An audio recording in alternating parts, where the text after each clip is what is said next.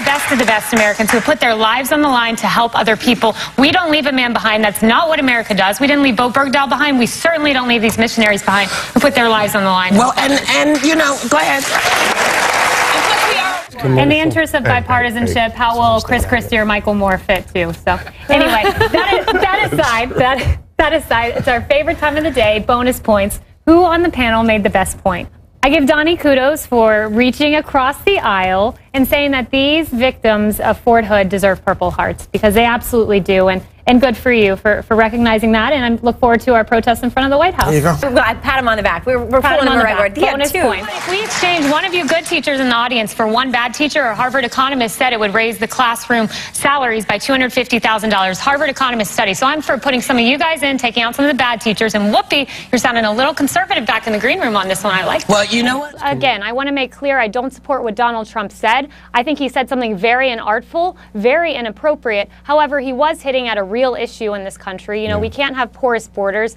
Sex offenders crossing the border went up 100% last year in parts of Texas. So this is a problem. He said it in a very poor way. It was not okay, but he was hitting at a real problem. Well, let's talk about that then. 32,000 deleted emails. That is, in fact, a cover-up, Richard. 32,000 deleted emails. What is the cover-up? What is she covering up? That's well, exactly. We don't know because they're no longer on a private server.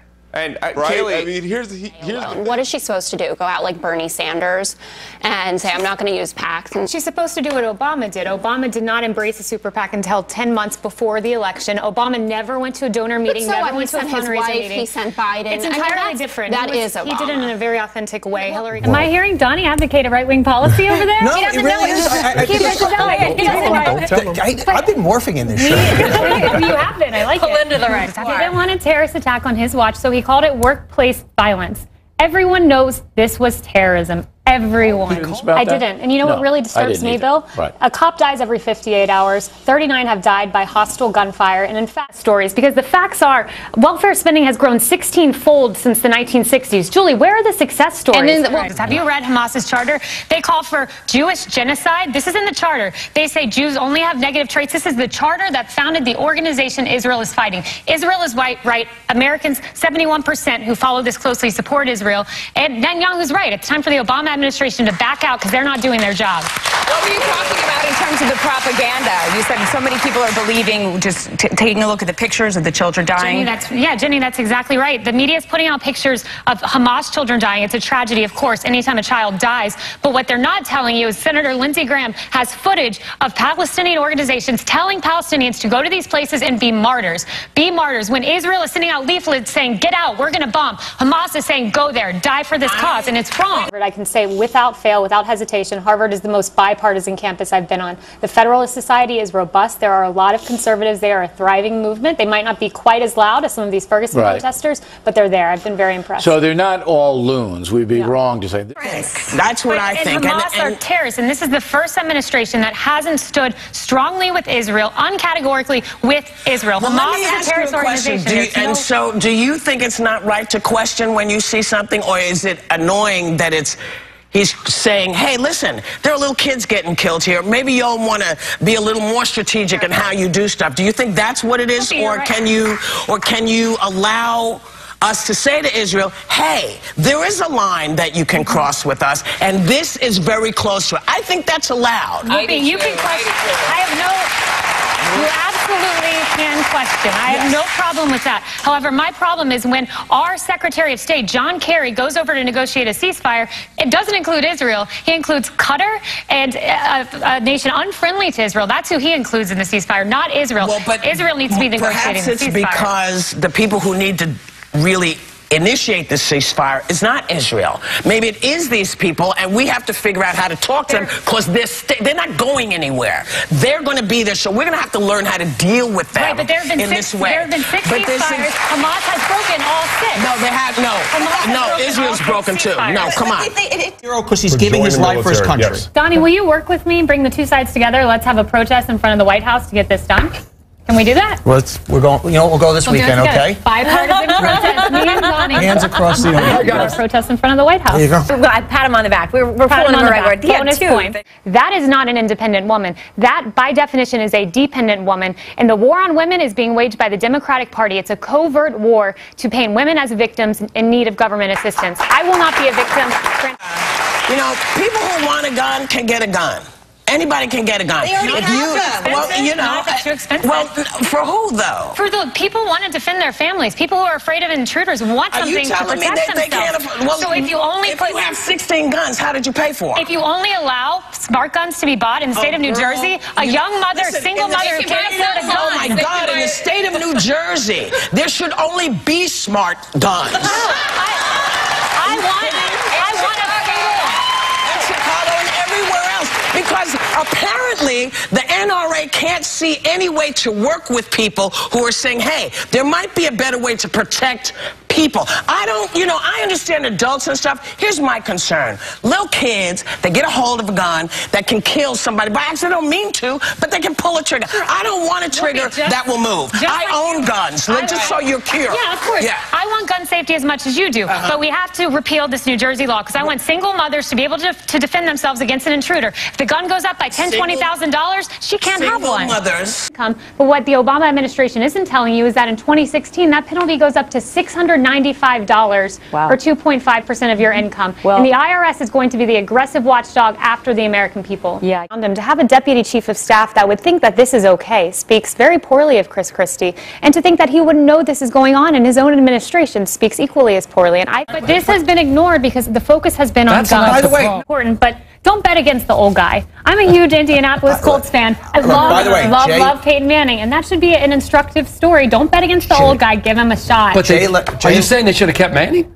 Oh, yeah. I think they should have. I don't know. Denver was television used to be about family. We all remember The Cosby Show. That was television. But now it's not just anti-family. It's hostile to my values as a conservative Christian. It's hostile. My kids, I imagine 5 years from now when I have kids, they're not going to be able to even watch. And Wait, that's The sad. Office is hostile? Sad state of America. The Office is Modern Family? Family. Kids would sell their ADD medicine to others. That's why there's a study, 30% at the University of Kentucky have used illegal stimulants because it makes you focus. You study. For instance, they wanted to pass a bill to fund the NIH to fund child's cancer research, but Democrats would not come to the table. Which they defunded by shutting the government down. I'm not sure how you can say that they're not trying to make this hurt. Well, no. You can't use that excuse because Tip O'Neill shut down the government 12 times. Government shutdowns have always been used to negotiate and push points and come to the table. Donnie, there's an exception to that statistic, and it's the United States of America, the greatest country on earth, where 73% of citizens profess Christianity as their belief. This is a country founded on Judeo-Christian values, and the majority adhere to those values. There's a minority. There's a minority, like the professor last week, who had his students write Jesus on a piece of paper, rip it up, step on it, stomp on it, and expelled the kid who did not participate in this exercise. There's a minority who wants to take under God out of the Pledge of Allegiance, but they're the minority. The majority showed up to watch the Bible. Yeah. By the way, and I personally have a soft spot in my heart for Michael Jackson, like Margaret acknowledged. Who doesn't? And by doing this and dredging up this history, it's just going to... I'll say it's worse than that. I say it sickens me. Yeah. It sickens me.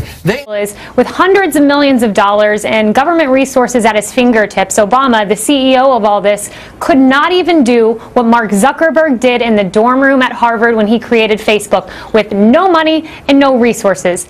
If the president were being honest tonight, he would say what Gerald Ford said in 1975, the State of the Union is bad, and he would lay out his plan to fix Obamacare. This is a month? I look state by state, and it's virtually, if you take right now what you're paying and multiply it times 3, that's essentially what you would be expected to pay in an exchange. Tamara, just because you're allowed to do something, that doesn't make it right.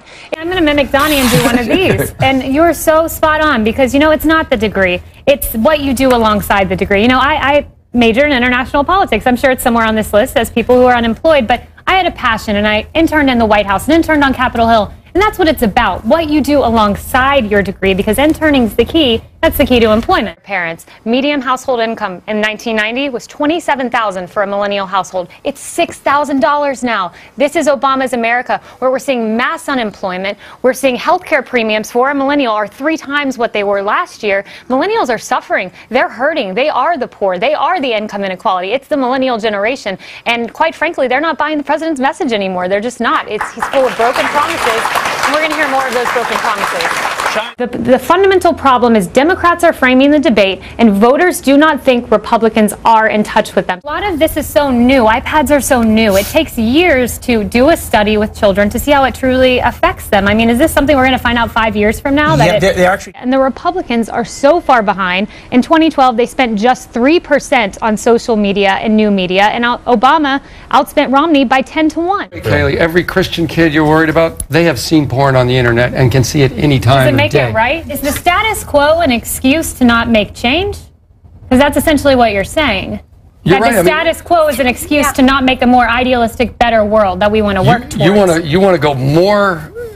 I want to get back to the Cosby days. Well, and I think Jason does too, and Margaret does too. Let's get back to the Cosby days and out of the status quo. It's not going to happen. The status quo is not right. Why do you want to get back? But you see, it's not happening because we have people like you say. It's not going to happen. You're the reason. It's Donnie. It's all Donnie. No. What I'm saying is the interesting thing is that the Harvard study said that if the president was on the ballot today, 54% of millennials would vote to recall the president. That's startling. This is a group that came out for him in droves, but 54% would vote to recall him. That's astonishing. Here's a counterpoint to what you're saying. After 9/11, the people who died in the Pentagon got a Purple Heart, and that did not have any effect on Khalid Sheikh Mohammed's trial. So I think that's not necessarily a great argument for this, for denying our heroes what they deserve, these Purple Hearts. And, you know, to another point, Donnie, your liberal president is the one who started this all by refusing. I didn't know I was responsible for putting him in office.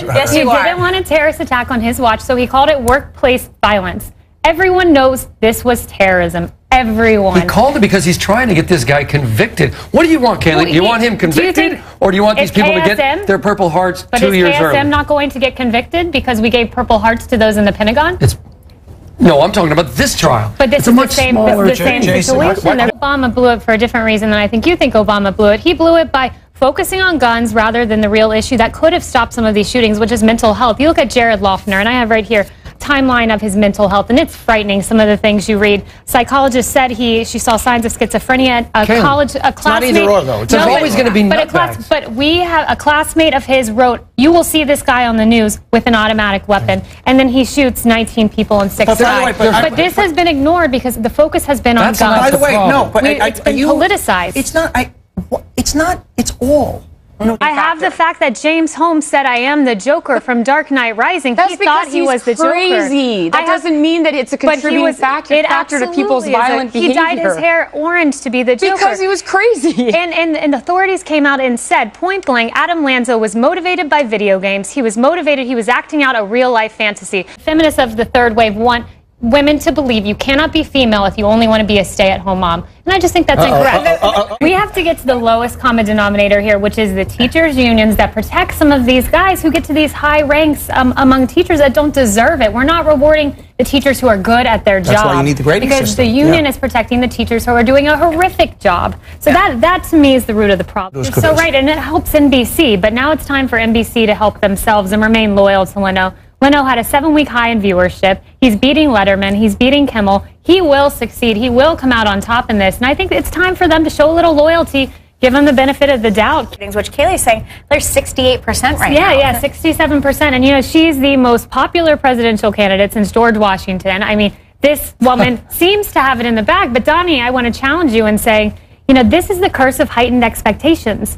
She can only go down from here. Everyone's talking about President Hillary Clinton as if it's a foregone conclusion, but it's not. And if she falters just a bit, she goes down tremendously. So I think it's far from a foregone conclusion. By the way, President 2016. I've seen it firsthand being in college. I've seen kids laugh and say, I went to the doctor and convinced him I'm ADHD. There's Georgetown students, smart kids who got here. Some kids Why? need it. Because they want the pills? Because they want the pills. You know, people, there's a big market for this. I mean, this guy was denied a childhood, and you could see that evidently in his adulthood. And I'm not convinced he did it, and let's, you know, give him the benefit of the doubt. Both the women at the panel get my award for shaming the men and showing us that the stronger sex does not cheat.